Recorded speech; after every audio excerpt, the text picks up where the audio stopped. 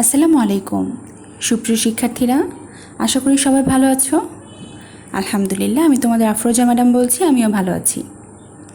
চতুর্থ শ্রেণীর বাংলাদেশ ও বিশ্ব পরিচয়ের আরেকটি অধ্যায় নিয়ে তোমাদের সাথে আলোচনা করতে যাচ্ছি, 11তম অধ্যায়। ঠিক আছে, চলো দেখে নিই অধ্যায়টিতে কী আছে। 11তম অধ্যায়ে বাংলাদেশের ভূপ্রকৃতি নিয়ে আলোচনা করা আছে। বাংলাদেশের ভূপ্রকৃতি ভূপ্রকৃতি মানেটা কি সেটা আগে আমাদের অবশ্যই বুঝতে হবে। ভূপ্রকৃতি মানে হচ্ছে ভূ মানে ভূমি, অর্থাৎ জমি। ঠিক আছে, মাটি বালি এগুলো নিয়েই তো আমাদের ভূমি। সেই ভূটার প্রকৃতি কীরকম বাংলাদেশে সেটা নিয়ে এই অধ্যায়ে আলোচনা করা হবে। চলো দেখে নিই। 11 নম্বর অধ্যায়ে তোমাদের 4টা পার্ট করা আছে। আজকে আমরা প্রথম 2টি পার্ট নিয়ে আলোচনা করতে যাচ্ছি। ঠিক আছে, চলো একটু দেখে নিই কী লেখা আছে। দেখো, প্রথম টপিকটা হচ্ছে ভূপ্রকৃতি। অবশ্যই সবাই পেন্সিল হাতে রেখেছো, আমার সাথে সাথে একটু দাগাবে। দাগিয়ে দাগিয়ে পড়লে পড়াটা ভালো মনে থাকে। ভূপ্রকৃতি হচ্ছে কোনো দেশের ভূমির গঠন ও অবস্থা।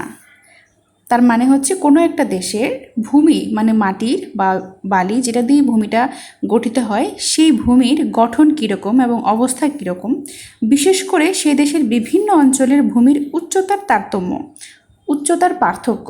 ঠিক আছে, কোন কোন জায়গার জমিটা বেশি উঁচু, কোন জায়গার জমি নিচু, কোন জায়গার জমি একটু বেলে, কোন জায়গার জমি একটু কাদামাটি সমৃদ্ধ, এগুলো নিয়েই হচ্ছে ভূপ্রকৃতির আলোচনা, অথবা এগুলোই হচ্ছে ভূপ্রকৃতি।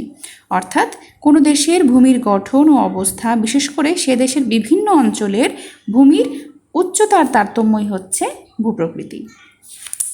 দেখো, বাংলাদেশে পাহাড়ি অঞ্চল, আমাদের দেশের বেশিরভাগ স্থান সমতল ভূমি দ্বারা গঠিত। সমতল মানে হচ্ছে সমান মাটি। ঠিক আছে, তা আমাদের দেশের বেশিরভাগ স্থানই হচ্ছে সমতল ভূমির। তবে দেশের দক্ষিণ পূর্ব এবং উত্তর পূর্ব দিকে পাহাড় আছে, তাই না? আচ্ছা, কোথায় কোথায় পাহাড় আছে? দক্ষিণ পূর্ব এবং উত্তর পূর্ব দিকে। দক্ষিণ পূর্ব দিকের পাহাড়গুলো রাঙামাটি, খাগড়াছড়ি, বান্দরবান, চট্টগ্রাম জেলায় অবস্থিত। বাংলাদেশের সবচেয়ে উঁচু পাহাড়ের নাম হচ্ছে তাজিংডন। সবচেয়ে উঁচু পাহাড়ের নাম কি? তাজিংডন। Very good. তাজিংডনের উচ্চতা হচ্ছে 1280 মিটার, প্রায় 1280 মিটার। প্রায় কথাটা লিখবে অবশ্যই। দ্বিতীয় উঁচু পাহাড়ের নাম হচ্ছে কেওক্রাডাং। কেওক্রাডাং কেওক্রাডাংয়ের উচ্চতা হচ্ছে 1230 মিটার। কেওক্রাডাং উচ্চতা হচ্ছে 1230 মিটার। এই দুটি পাহাড়ই বান্দরবান জেলায় অবস্থান করছে। আমাদের সবচেয়ে উঁচু পাহাড় হচ্ছে তাজিংডন, আর দ্বিতীয় উচ্চ পাহাড় হচ্ছে কেওক্রাডং। এই দুটো পাহাড়ই কোথায় অবস্থান করছে? বান্দরবনে। অবশ্যই উচ্চতা দুটো মুখস্থ করবে। এই পাহাড়ি এলাকায় বনভূমি আছে। এই বনভূমি বাংলাদেশের সৌন্দর্য বৃদ্ধি করছে। আচ্ছা, এরপরে দেখো লেখা আছে উঁচু ভূমি। ঠিক আছে, পাহাড়ি এলাকা থেকে নিচু এসব ভূমি পুরাতন পলি দিয়ে গঠিত। পাহাড়ি এলাকা থেকে যে নিচু নিচু এসব ভূমি পুরাতন পলি দিয়ে গঠিত। ঠিক আছে, নদীর স্রোতে বয়ে আসা পলিমাটি জমা হয়ে এসব ভূমি তৈরি হয়েছে। মানচিত্রে এই উঁচু ভূমিকে নীল রং দিয়ে চিহ্নিত করা হয়েছে। দেখো, এই যে মানচিত্রে নীল রং দিয়ে চিহ্নিত করা হয়েছে উঁচু ভূমিগুলো। ঠিক আছে, আচ্ছা, এগুলো কিন্তু পাহাড়ি এলাকায় কিন্তু একটু নিচু। নিচু হলেও কিন্তু এগুলো একটু উঁচু। নিচু কিন্তু সমতল ভূমির থেকে একটু উঁচু। এটা এই লাইনটা দিয়ে কী বুঝিয়েছে? পাহাড়ি এলাকা থেকে নিচু এসব উঁচু ভূমি পুরাতন পলি দিয়ে গঠিত। পাহাড় থেকে নিচু কিন্তু সমতল ভূমি থেকে উঁচু। পাহাড় থেকে নিচু কিন্তু সমতল ভূমি থেকে উঁচু, এগুলো পলিমাটি দিয়ে গঠিত। বুঝতে পেরেছো লাইনটা? আচ্ছা, এরপরে দেখো কি বলেছে। সমভূমি। সমভূমি নতুন পলি দিয়ে গঠিত। উঁচু ভূমিটা হচ্ছে পুরাতন পলি দিয়ে গঠিত, আর সমভূমি হচ্ছে নতুন পলি দিয়ে গঠিত। ঠিক আছে, উত্তর থেকে দক্ষিণে কিছুটা ঢালু হয়। এই সমভূমির ওপর দিয়ে বয়ে গেছে অনেক নদী। এই ভূমিতে প্রায়ই বন্যা হয়। তাই নতুন পলি গঠিত সমভূমির মাটি খুবই উর্বর। নতুন পলি গঠিত সমভূমির মাটি খুবই উর্বর। সবাই নিশ্চয়ই অধ্যায়টি বুঝতে পেরেছ। চলো দেখি দ্বিতীয় টপিকটিতে কী নিয়ে আলোচনা করা আছে। দ্বিতীয় টপিকটি হচ্ছে জলবায়ু। জলবায়ু জিনিসটা আসলে কি একটু চলো দেখে নিই। আচ্ছা, দেখো এখানে লেখা আছে বাংলাদেশ ষড় ঋতুর দেশ। ষড় ঋতুর দেশ মানে কি? 6 ঋতুর দেশ। গ্রীষ্ম, বর্ষা, শরৎ, হেমন্ত, শীত, বসন্ত। কিন্তু তাপমাত্রা ও বৃষ্টিপাতের উপর ভিত্তি করে, কিসের উপর ভিত্তি করে? তাপমাত্রা এবং বৃষ্টিপাতের উপর ভিত্তি করে বাংলাদেশের জলবায়ুকে 3 ভাগে ভাগ করা যায়। কয় ভাগে ভাগ করা যায়? 3 ভাগে ভাগ করা যায়। কি কি? দেখো, গ্রীষ্ম, বর্ষা, শীত। গ্রীষ্ম, বর্ষা এবং শীত, এই তিনটাই হচ্ছে আমাদের প্রধান ঋতু।